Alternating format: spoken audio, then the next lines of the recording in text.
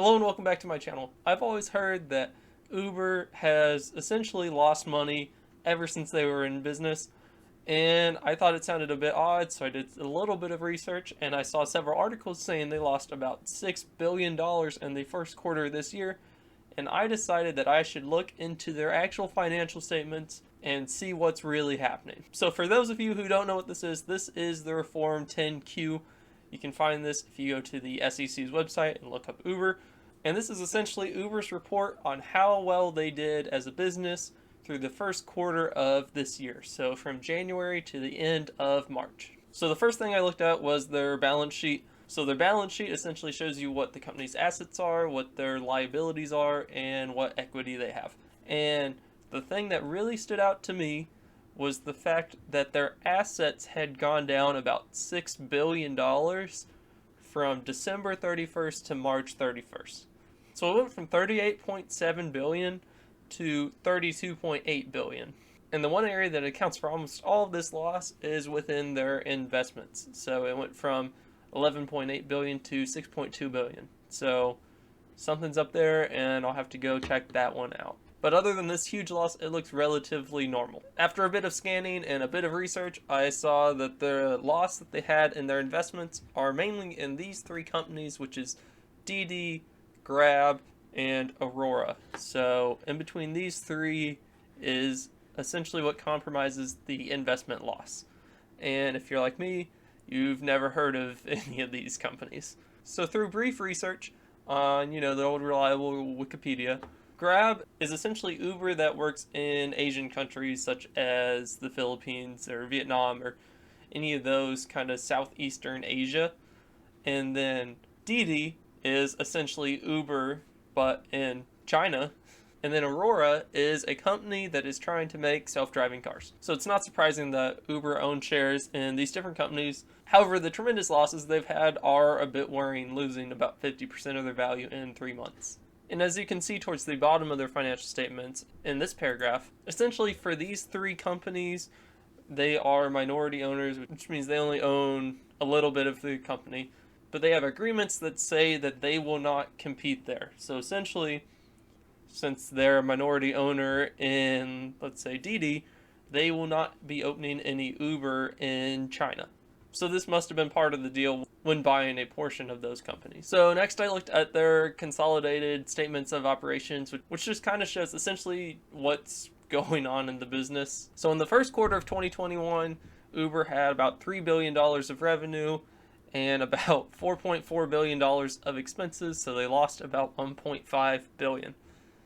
And then in 2022, they had about $6.8 billion of revenue, so huge growth there. I guess we could sort of think maybe COVID going away might have something to do with it, but it also can be a lot of other things. And they had $7.3 billion of expenses, so they still lost $500 million in the first quarter of 2022. And then this section is kind of where they spent all of their money in this first quarter. And as you can see, their biggest expense is cost of revenue and a few other things like that. And essentially, this is mainly what they're paying their drivers, I would say.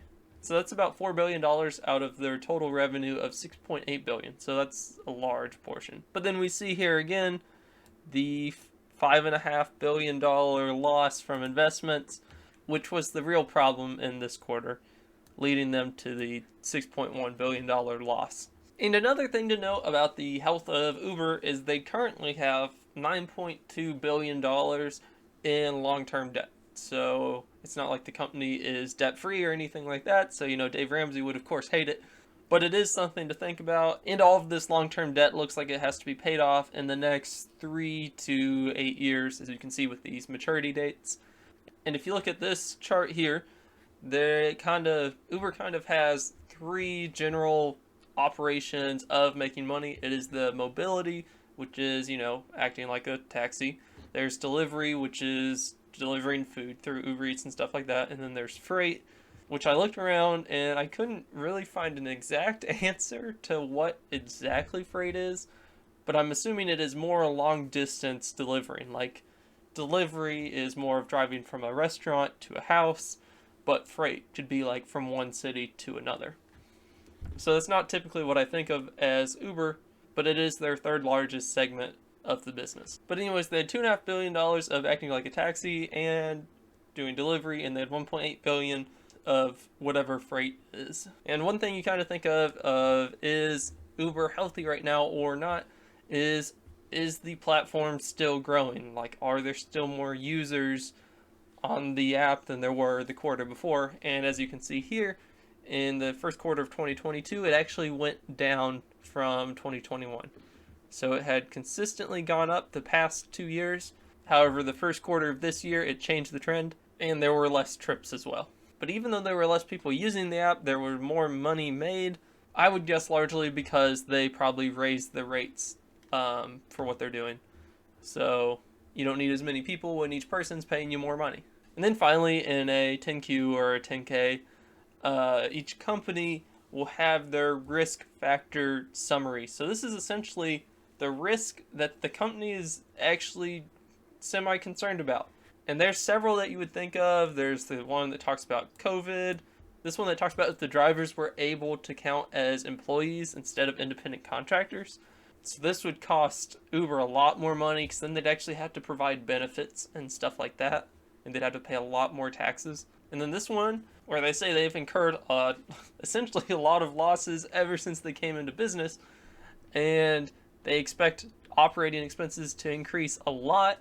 And they don't actually expect to see profitability anytime soon. So, I mean, if I were an owner in the stock, that might be a little surprising and not very good news to me, because I would want to see profitability.